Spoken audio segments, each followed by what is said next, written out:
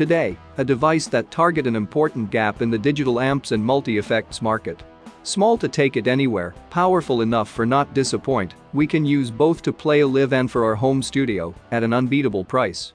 The Mooer GE200.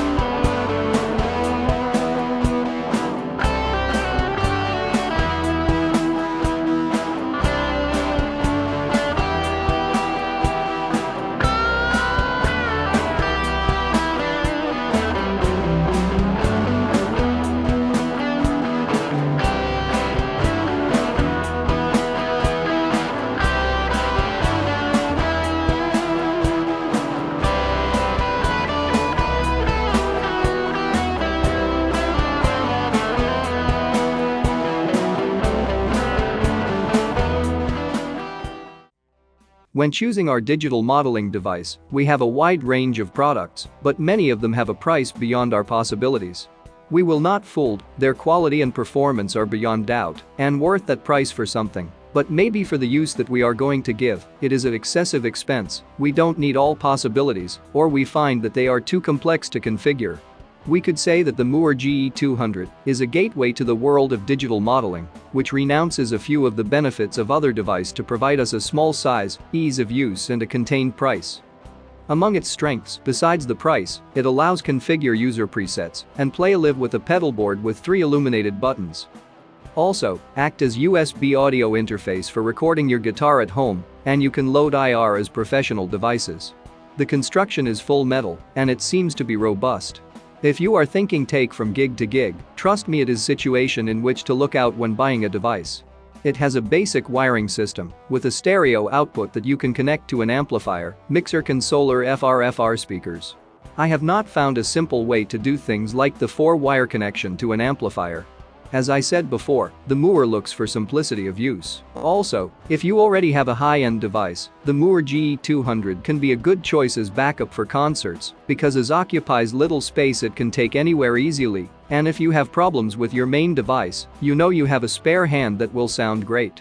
The power supply facilitates this because it is 9 volts compatible with most pedal power supply on the market, and energy requirements is not excessive, 600 milliamps.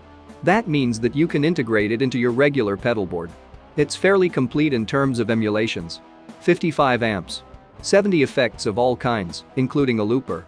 16 speakers with 10 microphones, in which we can change its position relative to center of speaker and distance. Ability to load up to 10 additional IR. You can store 200 presets. I think it's enough. And through the USB connection serves as an audio interface with your computer, tablet or phone.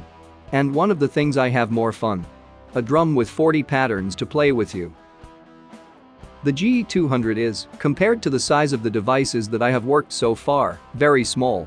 Although its usability has not been compromised. This is because, instead of taking 10 or 12 buttons, it takes 3, but of adequate size and separation between them. And it tells you someone who has no small feet. The configuration screen is full color, and with a push wheel we will virtually do everything needed for configuration. I like also wearing a row of illuminated buttons to accelerate settings. The screen is wide enough to edit with ease, and also to play live viewing the preset you have selected. The buttons for the foot are large, seam resistant, and are illuminated. The expression pedal maybe is somewhat small for me, but is also true that I am accustomed to traditional wah pedals, quite large, which fits my whole foot. But if they had put a big pedal, the device would no longer be so small, of course. When moving it, I feel comfortable and with good feelings. At the rear we can connect an additional expression pedal. I still doubt, as other brands that include this feature, if all models in the market will be fully compatible, although I have seen that there is a section in the configuration that allows calibrate the pedals, which surely will make easy to adapt almost every of them. Both the jack to connect an external audio source, such as a mobile to play on a backing track for example, as the headphone output, have small 3.5 jack input, while the guitar input and the 2 output audio connectors have the big usual jack. These two audio outputs we can be used as a stereo output, a single output to mono using the left, or a double mono output where on each of the outputs we can activate speaker emulation separately to connect to an amplifier and a mixer simultaneously. There are two working modes that we select by pressing these buttons.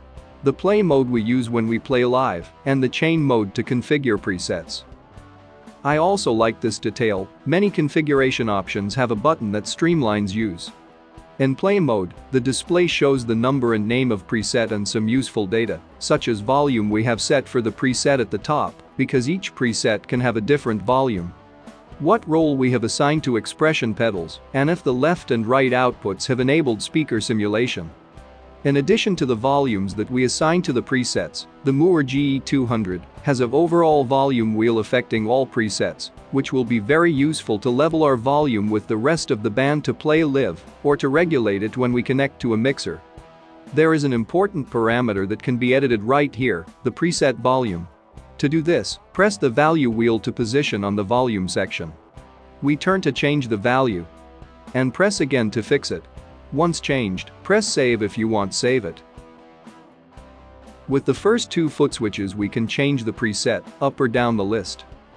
There is a second mode of operation, quite interesting, where we can pre-select the preset first. And then activate it by pressing the tap button. We can when we're playing live, jump from one preset to another when they are not in order. Normally, the third button is used to turn on or off the blocks we choose in the preset.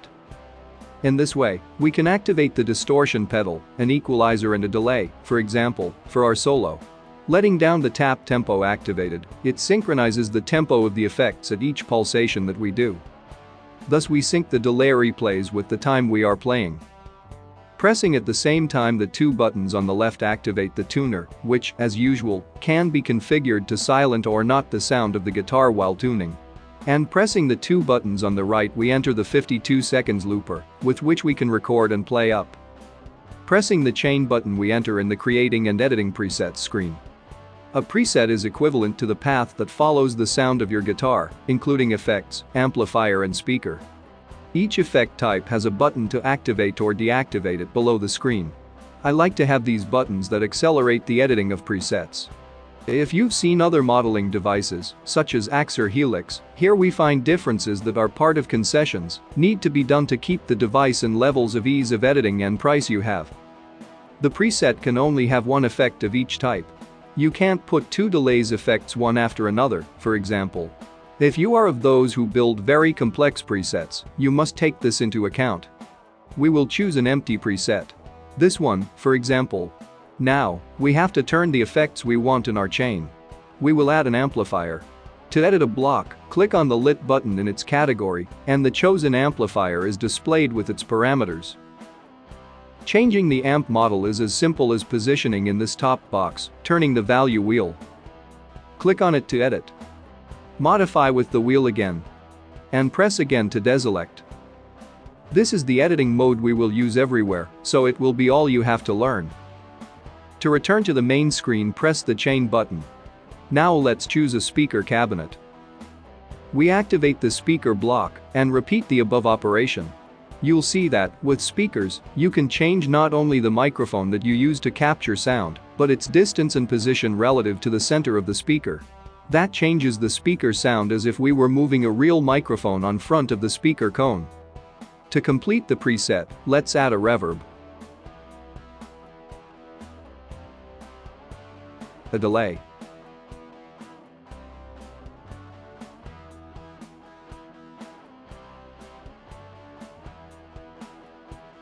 an equalizer,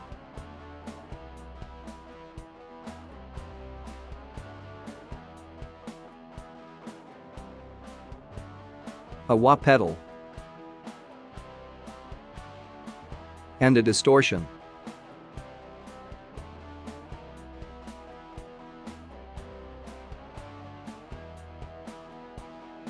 The order in which they appear by default is quite logical, though like most of us we like to put the effects in a different order. We can change the order of the blocks. The final sound, as it would happen in reality, it would not be the same. With the value wheel we chose the block you want configure. I'll move the equalizer at the end of the chain. Select by clicking on it. color changes to red. And we can move along the chain. Press again to leave it fixed in its new position. What I want to do is leave the basic sound of the amplifier to the song you are playing, and when you want to do a solo, to turn on distortion, wah, delay and equalization at a time. To do this, we have the control tap button right next the chain button to select the function you perform when pushing the foot switch. Tap tempo or turn on and off blocks. We chose control, and then select the blocks that are turned on or off by pressing.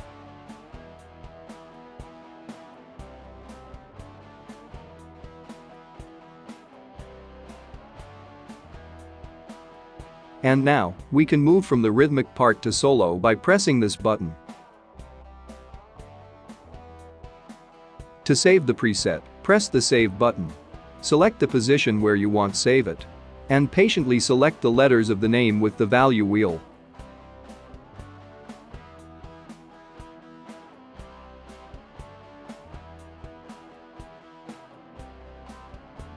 There are more things to see, but we will see them in other videos. What do I think about the Mooer GE200? It's a very interesting option if we don't want to spend more than what you have on your device, because sounds really well.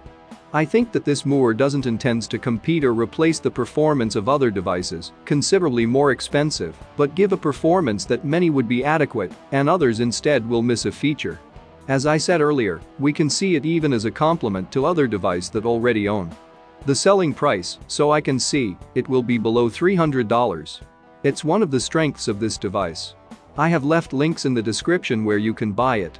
Subscribe to the channel to not lose the next videos. Everything that is appearing new for us, you will have here, in Music Geek.